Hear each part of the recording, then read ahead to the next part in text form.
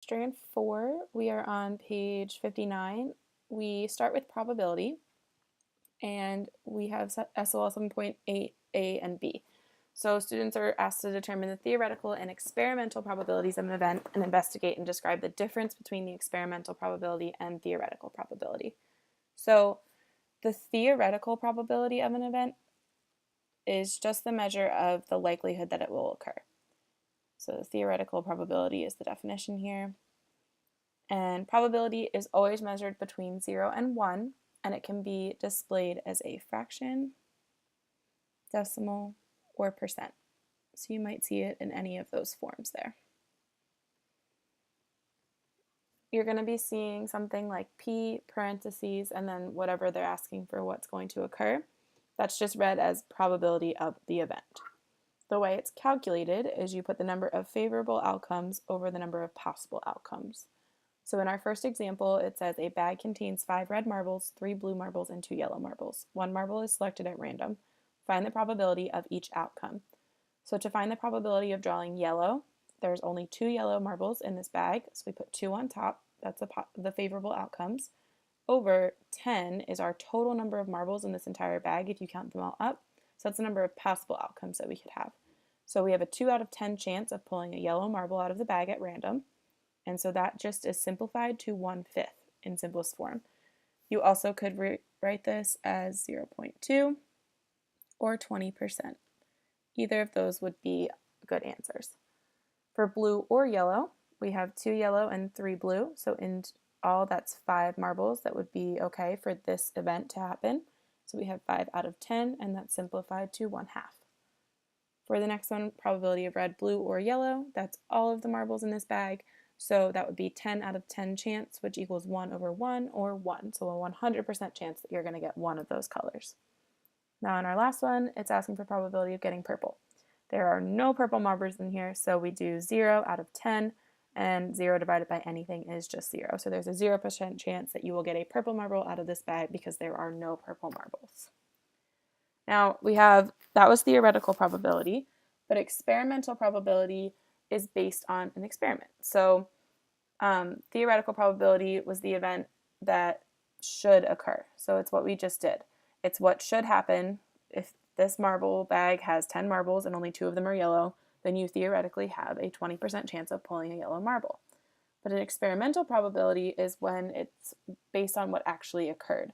So if we did an experiment where we pulled marbles out of this bag and put them back every time we pulled one out, and if we pulled out 100 marbles, if I got 25 of those marbles were yellow, my experimental probability would have been 25 out of 100, which is 1/4. That's not the same as what the theoretical probability was, but that's because it's based on my experiment. Those probabilities can be different. So theoretical is what should happen in theory or what should occur, whereas experimental is based on the experimental data. So once you actually do the experiment, this is what the probability then becomes. So it's important to kind of know the difference between that language so that when you're asked questions for theoretical versus experimental, you know which one they're talking about. So for an example, we have a coffee shop sells iced mochas, lattes, and hot chocolates. On Sunday, they sold 4 iced mochas, 7 lattes, and 5 hot chocolates. Find the theoretical and experimental probability that the next drink sold will be an iced mocha. So theoretically, there are only 3 types of drinks at this coffee shop. So there's a 1 out of 3 chance that the next drink sold will be an iced mocha because there's 3 drinks on total, and only one of those is what we want. We want an iced mocha, so 1 out of 3 chance. Experimental is based on the actual number of sales that this coffee shop had. So they sold 4 mochas, 7 lattes, and 5 hot chocolates. So altogether, they sold 16 drinks. So only 4 of those were iced mochas. That would mean that the experimental probability is 4 out of 16, which simplifies to 1/4. So the theoretical probability was 1/3 chance that somebody's going to get an iced mocha. But based on the data that they have from their sales, it's a 1/4 chance that the next one will be an iced mocha just based on that day's sales. As we move on to page 65, we get into SOL 7.9 A, B, and C. So When given data in a practical situation, the student will represent data in a histogram, make observations and inferences about data represented in a histogram, and compare histograms with the same data represented in stem and leaf plots, line plots, and circle graphs. So we have an example of a line plot turned to a histogram. So here we have the items sold at a bake sale, and the price of the items is on the bottom. So each X represents one item. So for $1, we had 1, 2, 3, 4, 5, 6, 7, 8, 9, 10 items sold that were $1. We have 5 items sold that were $2. We have 6 items that were $3, 0 that were $4, 0 that were $5. We have 6 that were $6, 0 that were $7, 0 that were $8.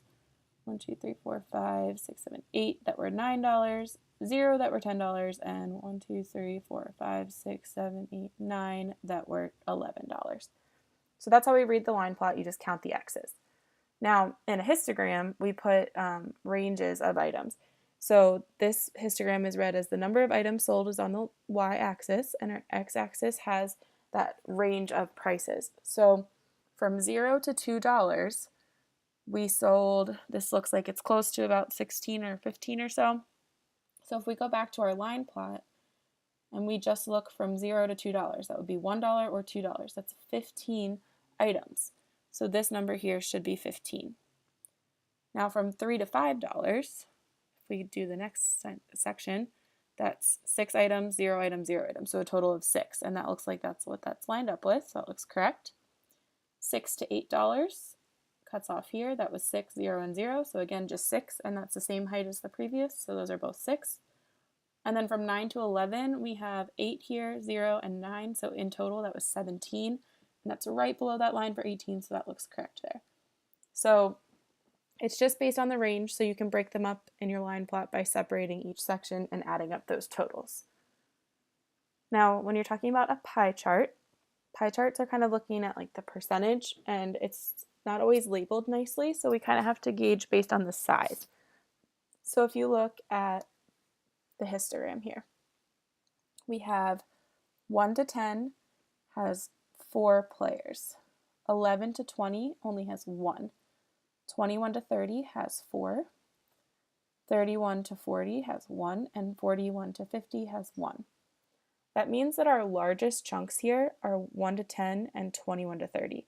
So on the pie chart, we should be looking for the biggest chunks to be 1 to 10 and 21 to 30. And that's true. Those both look like they're the same size as one another, and they're the biggest in comparison to the rest of them.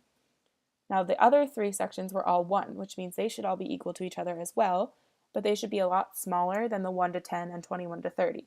So if we go back and look at this here, we have 31 to 40 here, 41 to 50, and 11 to 20, and those all look pretty small, but they look all equal to each other, and they were all supposed to be the same but smaller than 4. So that pie chart is equal to this histogram.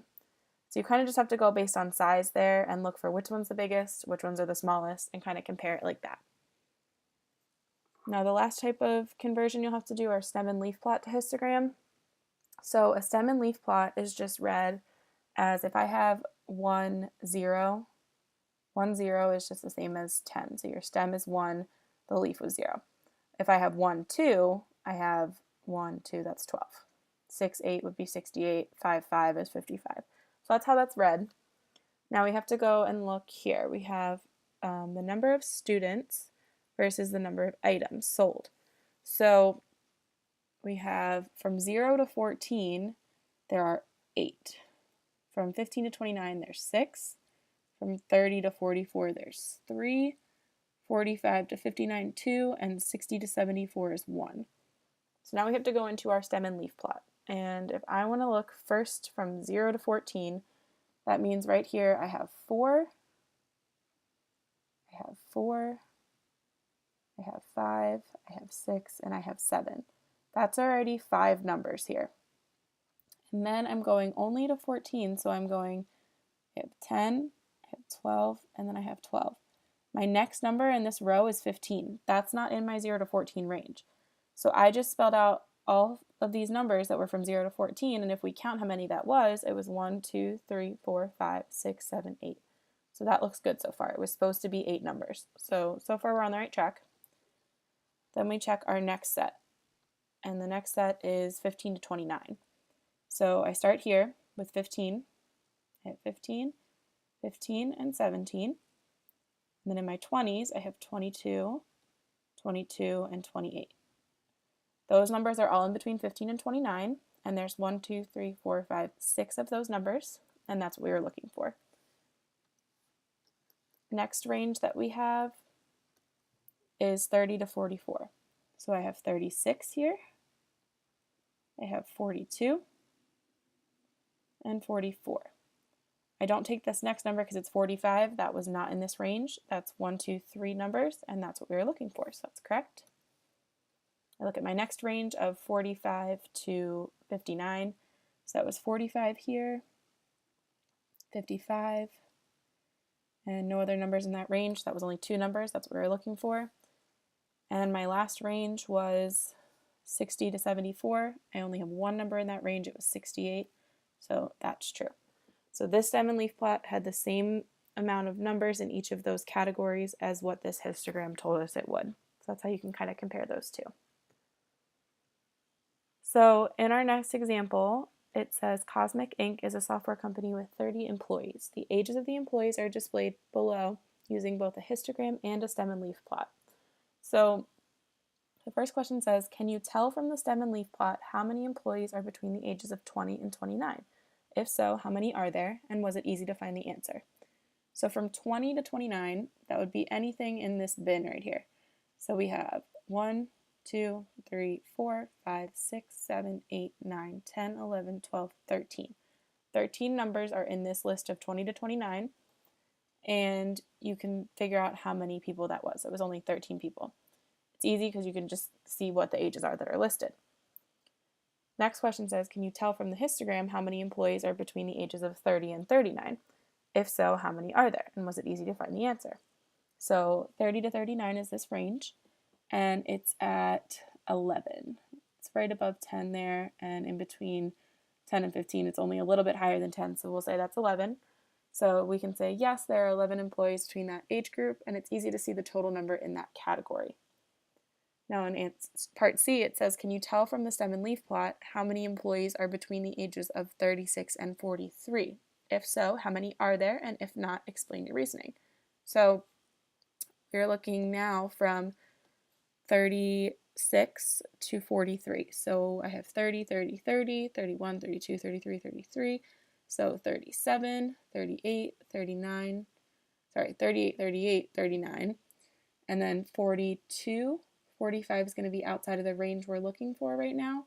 So that was 1, 2, 3, 4, 5 people. So 5 people are between the ages of 36 and 43, and it's easy to see because all the ages are listed in the stem and leaf plot. Now the last question says, can you tell from the histogram how many employees are between the ages of 36 and 43? So if we wanted to look there for 36 to 43, if I look at this chart, 36 to 43 falls under this category and this category. But since histograms aren't super specific, all we know is that there's 11 people in this category and only 4 people here. So we only know that there's 15 people between 30 and 49.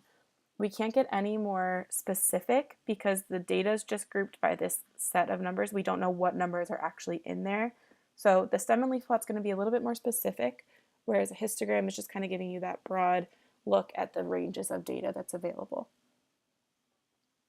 So in this example, it says create a stem and leaf plot from the following data. So if I listed all the ages of the teachers in a building, we could put all of this information into a stem and leaf plot. So stem just comes from your tens place, and your leaf comes from your ones place.